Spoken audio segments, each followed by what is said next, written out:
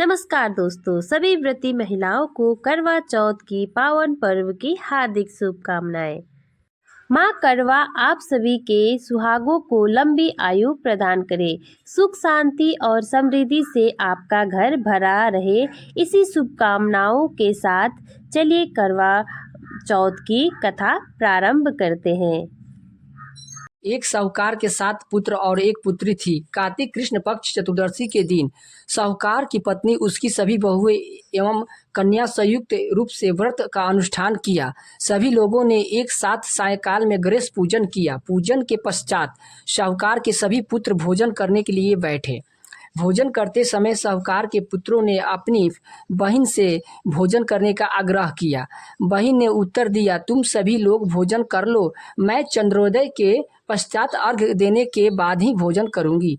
बहन की यह बात सुनकर भाइयों ने कुछ दूरी पर मैदान में अग्नि जला दी और उस अग्नि के प्रकाश को छलनी में से दिखाकर कहा, बहन देखो, सामने चंद्रमा निकल आया है, अब तुम लोग भोजन कर लो। भाई की बात सुनकर उस कन्या ने अपनी भाभीियों से यही बात दोहराई। उसकी भाभीियों ने कपटपूर्ण बात को जानती थी। उन्होंने उससे कहा, अभी चांद नहीं निकला है, तुम्हारे भाइयों ने अग्नि के प्रकाश द्वारा तुम्हें चंद्रमा के उदित होने के अभ्यास कराया है। परंतु अपनी भाभीियों की बात उस कन्या ने कोई ध्यान नहीं दिया और अर्घ दे डाला। इसके बाद भोजन किया। उसके इस कृत्य से गणपति भगवान अतिरिक्त रुष्ट हो गए और जिसके फलस्वरूप उस कन्या के पति भयंकर रोग से ग्रस्त हो गया। चिकित्सा आदि कराने के संचित धन नष्ट हो गया और वह अत्यंत शोकाकुल होकर कष्ट भोगने लगी। कष्ट भोगने के बाद जब उसने अपनी भूल का ज्ञान हुआ, तब वह बारंबार मन में ही पश्चाताप करने लगी। उसने अपनी भूल के बाद गणेश जी से क्षमा याचना की और व्रत को पुनः भक्ति पूर्वक पूरा किया। उसकी आराधना से गणेश जी प्रसन्न हो गए और सभी कष्टों का निवारण कर उसे धन धान्य और से पूर्ण कर दिया। अंत में इस व्रत को जो प्राणी विधि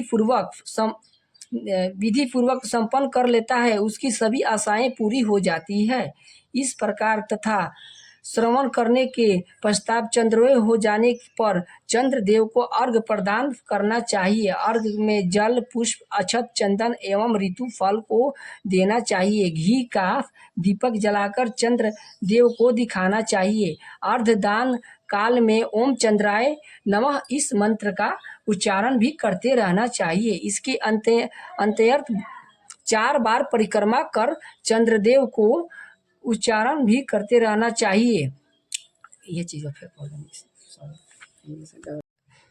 दंडवत करे। इतना कर लेने के पश्चात घर में वृद्धजनों को भोजन कराकर स्वयं भोजन करे। पूजा काल में व्यक्त पदार्थ अर्पित किए गए नैवेद्य को आदि को ब्राह्मण को दान कर देना चाहिए। इस प्रकार भक्ति भाव से जो लोग इस चतुर्थी का व्रत करते हैं, उनकी सभी मनोकामनाएं पूरी हो जाती है। ये करवा चौथ की कथा यहीं पे समाप्त होती है। करवा चौथ की पौराणिक कथा एक और यहीं पे शुरू होती है, आप लोग इसे भी जरूर सुने। करवा चौथ की पौराणिक कथा के अनुसार एक समय की बात है, जब नीलगिरी पर्वत पर पांडव पुत्र अर्जुन तपस्या करने गए, तब किसी कारणवश उन्होंने वहीं रुकना पड़ा। उन्हीं दिनों पांडव पर गहरा संकट आ पड़ा। तब चिंतित होकर शोकाकुल द्रौपदी ने भगवान श्री कृष्ण का ध्यान किया तथा कृष्ण के दर्शन होने पर पांडवों के कष्टों को निवारण हेतु उपाय पूछा। तब कृष्ण बोले, हे द्रौपदी, मैं तुम्हारी चिंता एवं संकट का कारण जानता हूँ। उसके लिए तुम्हें एक उपाय करना होगा। जल्दी ही कार्तिक माह में कृष्ण पक्ष चतुर्थी आने वाली है। उस दिन तुम पूरे मन से करवा चौथ का व्रत रखना। भगवान शिव, गणेश एवं पार्वती की उपासना करना। तुम्हारे सारे कष्ट दूर हो जाएंगे तथा सब कुछ ठीक हो जाएगा। कृष्ण की आज्ञा का पालन कर द्रौपदी ने वैसे ही करवा चौथ का व्रत किया।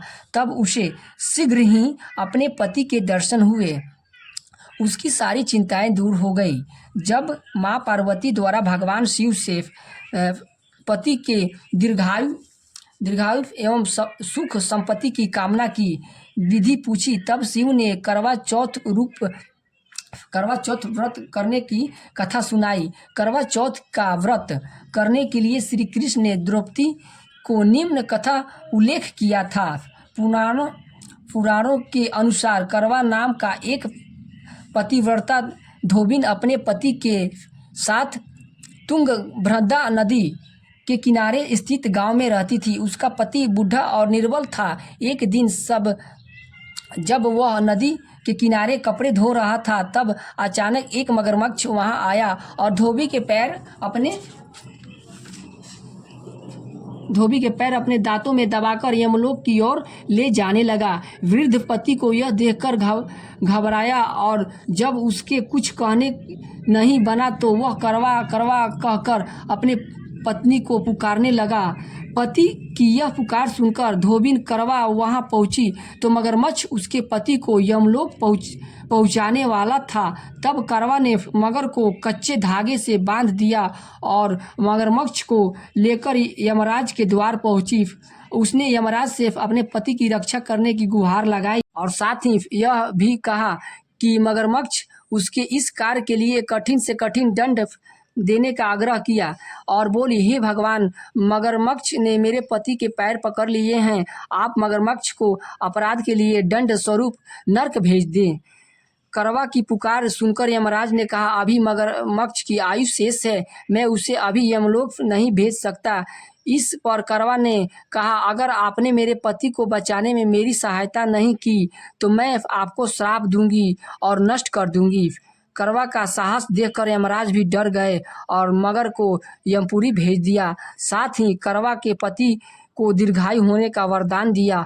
तब से कार्तिक कृष्ण पक्ष की चतुर्दशी को करवा चौथ के रूप में प्रचलन में आया, जिसे इस आधुनिक युग में भी महिलाएं अपने पूरी भक्ति के भाव के साथ करती है और भगवान से अपनी पति की लंबी उम्र की कामना करती है। बोलिए आप सभी हाथ जोड़कर करवा माता की जय हो। जय।